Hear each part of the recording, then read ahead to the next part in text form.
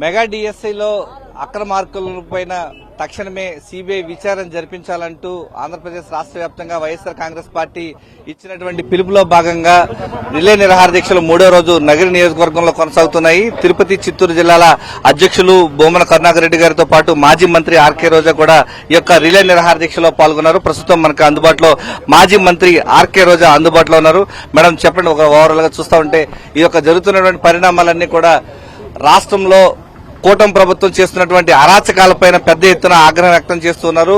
ఆంధ్రప్రదేశ్ రాష్ట్రంలో నిరుద్యోగులకు తీరని అన్యాయం చేస్తూ ఇబ్బందులకు గురి చేస్తున్నటువంటి కూటమి ప్రభుత్వం తీరు పట్ల ఆంధ్రప్రదేశ్ రాష్ట్ర వ్యాప్తంగా యువత అంతా కూడా రోడ్లపైకి వచ్చి నిరసన గలం వినిపిస్తోంది. రిలే నిరాహార దీక్షలో పాల్గొంటూ ఉన్నారు. ప్రస్తుతం మాజీ మంత్రి ఆర్కే రోజా గారు మనకు అందుబాటులో ఉన్నారు. ప్రస్తుతం మేడం చెప్పండి, ఈ రోజు ఆంధ్రప్రదేశ్ రాష్ట్ర వ్యాప్తంగా రిలే నిరాహార దీక్షలో పెద్ద ఎత్తున యువత పాల్గొంటోంది, ఏ విధంగా చూడాలి? ఆంధ్రప్రదేశ్ లో అధికారంలో రావటానికి ముందు చంద్రబాబు నాయుడు, లోకేష్ చెప్పిన మాటలు తుంగలో తొక్కి ఈ రోజు న్యాయంగా జరగాల్సిన మెగా డిఎస్సీని దగా డిఎస్సీగా మార్చి మెరిట్ లో ఉన్న వాళ్ళకి ఉద్యోగాలు లేకుండా అనర్హులకి పట్టం కట్టిన విధానం మీద సిబిఐ ఎంక్వైరీ జరగాలి.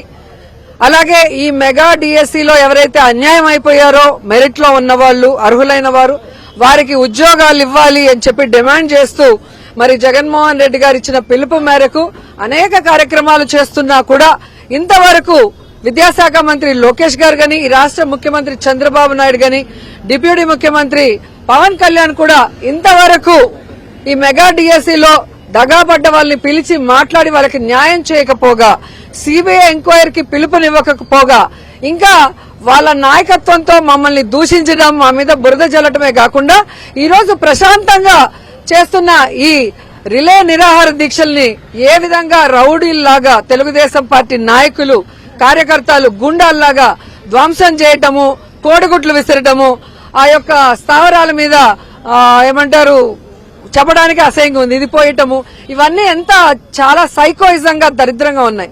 ఈ రోజు మీరు తప్పు చేశారు అని సాక్ష్యాధారాలతో కూడా జగన్మోహన్ రెడ్డి గారు చెప్పడం జరిగింది. అలాగే అనేక మంది, దాదాపుగా 300కు పైగా ఈ రోజు కోర్టులో కేసులు కూడా పడ్డాయి. మరి ఒక అధికారంలో ఉన్న వాళ్ళు తప్పు జరిగినప్పుడు దాన్ని సరిదిద్దుకునే కార్యక్రమాన్ని చేయాలి. లేదా ఈ రోజు ప్రతిపక్షాలు ప్రజల పక్షాన నిలబడి పోరాడుతున్నప్పుడు వాటిలో నిజానిజాలు తెలుసుకుని వాటిని పరిశీలించాలి. ఇవేవీ లేకుండా రెడ్ బుక్ రాజ్యాంగం అంటూ ఈ రోజు బుల్డోజ్ చేసుకుంటూ ముందుకు వెళ్తున్నారు. ఇది నిజం కాదని నేను అడుగుతున్నాను. ఈ రోజు మీరు ఏదైతే ఈ డిఎస్సీ కోసం ఇచ్చిన జీవోలు, మీకు కావలసిన వాళ్ళకి డబ్బులు దోచుకొని అనర్హులకి ఉద్యోగాలు ఇవ్వడానికి ఇచ్చిన జీవోల నుంచి ఉద్యోగాలన్నీ రిక్రూట్మెంట్ అయ్యాక జీవోల్ని క్యాన్సిల్ చేయడం వరకు అంతా కూడా ఏ విధంగా దౌర్జన్యంగా, అక్రమంగా, అవినీతితో జరిగిందో లోకేష్ గారికి, చంద్రబాబు నాయుడుకి తెలుసు.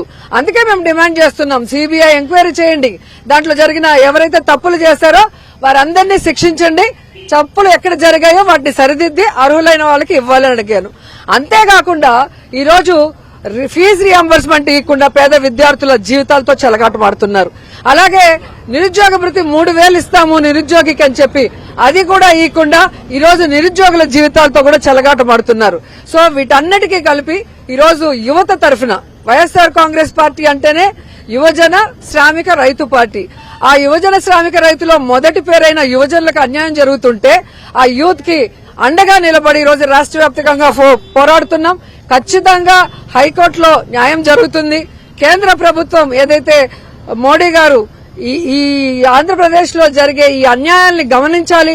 వైఎస్ఆర్ కాంగ్రెస్ పార్టీ ప్రజల పక్షాన, ముఖ్యంగా యూత్ పక్కన నిలబడి ఈ డిఎస్సీలో జరిగిన అక్రమాల గురించి మేము చేసే పోరాటాలను పరిశీలించి చంద్రబాబు నాయుడు ప్రభుత్వానికి బుద్ధి చెప్పాలి, సిబిఐ ఎంక్వైరీ వేయాలి, లోకేష్ చేత రాజీనామా చేయించాలని కూడా డిమాండ్ చేస్తున్నాం. మెగా డిఎస్సీ అక్రమాలపైన రాజీనామా చేయాలంటూ పెద్ద ఎత్తున పోరాటం చేస్తున్నారు.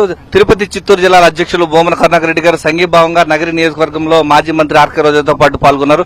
సార్ చూడండి, ఈ రోజు ఓవరాల్ గా జరుగుతూ ఉంటే పెద్ద ఎత్తున ప్రజల నుంచి మంచి స్పందన వస్తోంది. కూటమి ప్రభుత్వం స్టేజీలంతా కూడా బుల్డోజ్ చేస్తోంది, ఏ విధంగా చూడండి?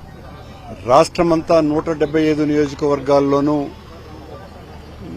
యువత, నిరుద్యోగులు అందరూ కూడా పెద్ద ఎత్తున ఈ నిరసన కార్యక్రమాలలో, రిలే నిరాహార దీక్షల్లో వేలాది మందిగా పాల్గొంటున్నారు. 3 రోజులుగా చంద్రబాబు ప్రభుత్వం చేసినటువంటి ద్రోహానికి నారా లోకేష్ డిఎస్సీ పేరుతో టీచర్ ఉద్యోగాలను అమ్ముకున్నటువంటి తీరును సోదాహరణంగా నిరూపించి వాళ్ళు చేసినటువంటి మోసము వంచన దీనికి వ్యతిరేకంగా జరుగుతున్నటువంటి ఈ పోరాటం రాష్ట్ర వ్యాప్తంగా తీవ్రమైనటువంటి ప్రకంపన సృష్టిస్తోంది.